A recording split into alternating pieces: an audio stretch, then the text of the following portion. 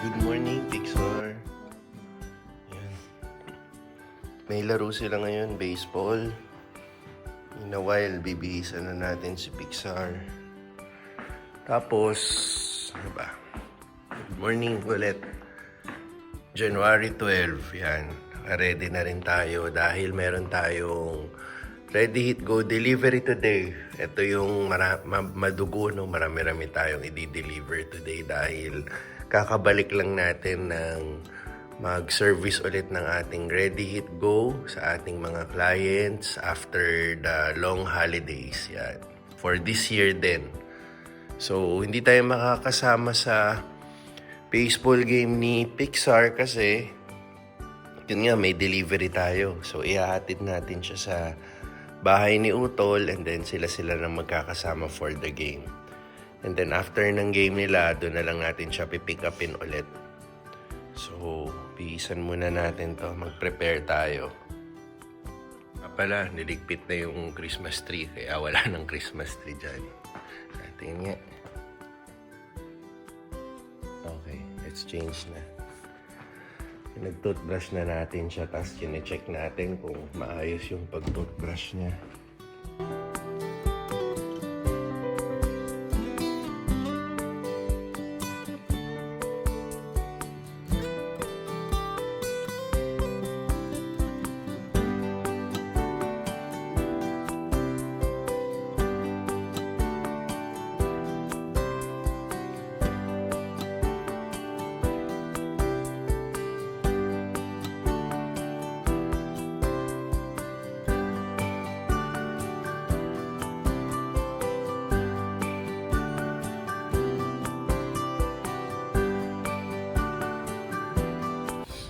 Yan na, kasama na natin si Pixar.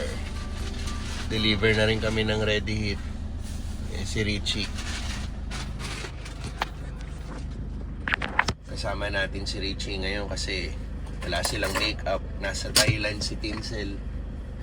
So, meron tayong assistant ngayon. So, ito nga pala yung listahan ng deliveries namin. Ang dami. So, sa kalagitnaan ng delivery namin, ito-drop ko na si RHG Barbecue. Isa, barbecue.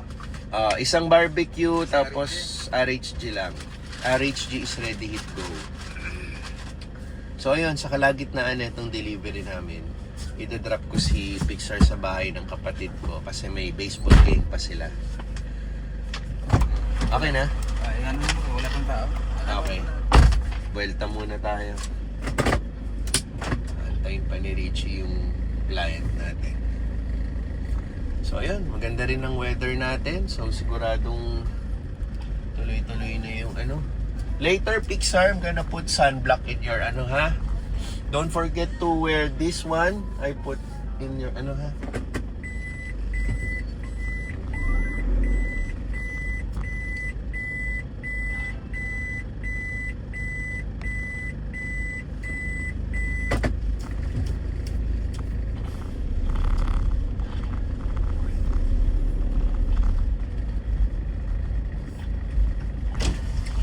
Wala pa rin?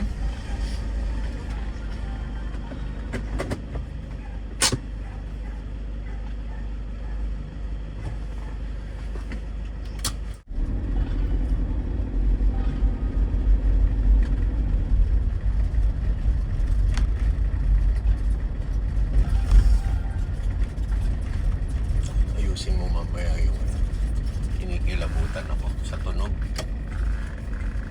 Dumidikit yan sa upuan or sa ano, no? Pag yung styrofoam, Wala naman. tumutunog, kinikilabutan ako. Ba't kaya umaalog, tumutunog?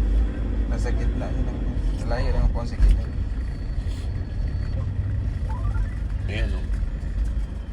Tatayo na yung balahibo ko pag nakakarinig ako ng ganyan Parang nagkaano, kuskos. Magkatagin. Oo.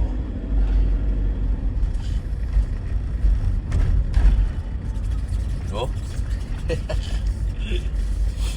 Tumatayo balahibo ko. Electric ata. Oo.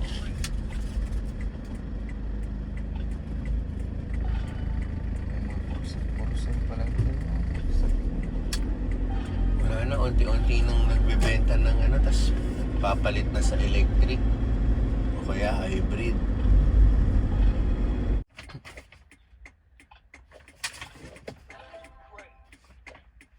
Ano sana sir?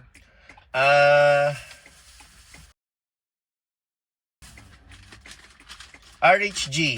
Ito yung walang Sprite eh. RHG lang. RHG lang.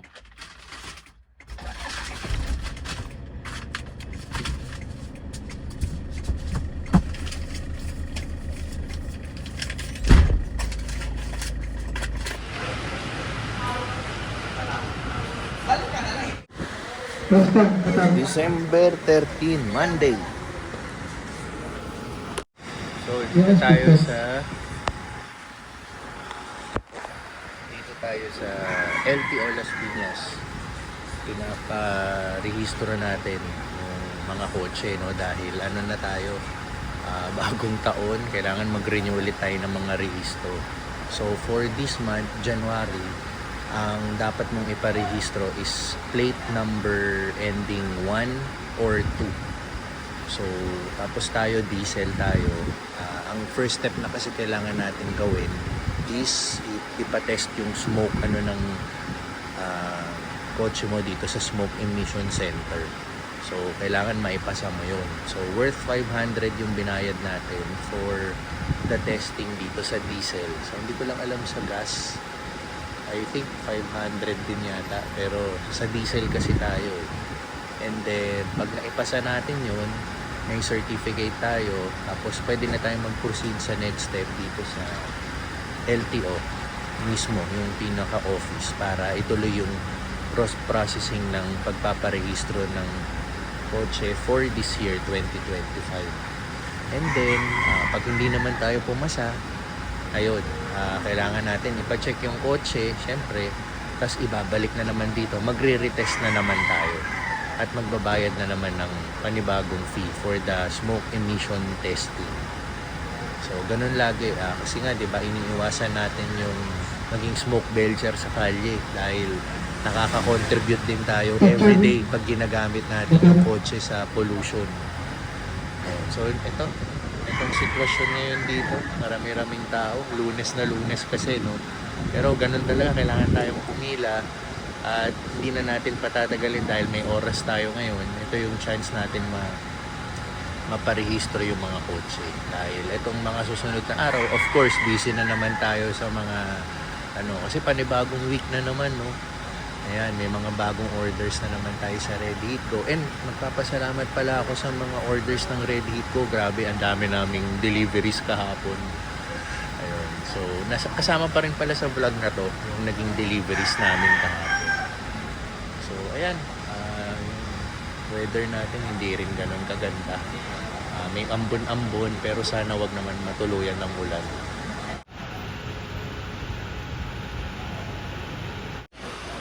So, 600 truck bus, private car 500, 400 motor, tricycle 300. So, regardless pala diesel and gas. Kalimutan ko pala ipakita dito sa vlog. Meron pala kaming alagang pagong. Ito nga pala yung pagkain niya. Yan. Gabi na nga pala. Mag-aalas 8 ng gabi. So, every night, pinapakain natin siya. Yan. Yung mga pagong. Medyo malabo na yung tubig. Siguro sa ibang araw, pag nailinis tong aquarium nila. Yan yung mga pagong. Yan. Tatlo yan eh. Ito yung isa.